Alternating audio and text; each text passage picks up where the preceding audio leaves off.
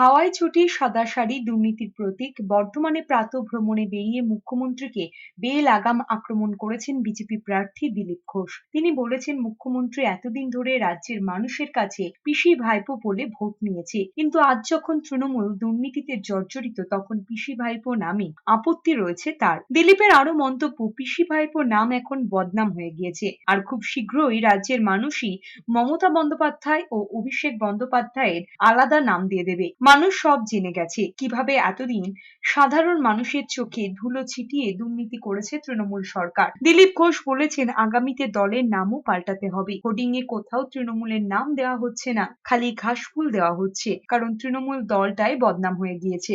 পিসি দিদি বলে ভোট নিয়েছেন, এখন পিসি ভাইপো নামটা বদনাম হয়ে গেছে বলে ভয় করছেন। লোক ঠিক নাম দিয়ে দেয়, লোক ঠিক জানে। আমরা খালি বলছি না, সারা সমাজ বলছে। সোশ্যাল মিডিয়া দেখুন কি বলে বলছে। কেন আজ আপনারা বদনাম হয়ে গেছে, নাম পাল্টাবেন?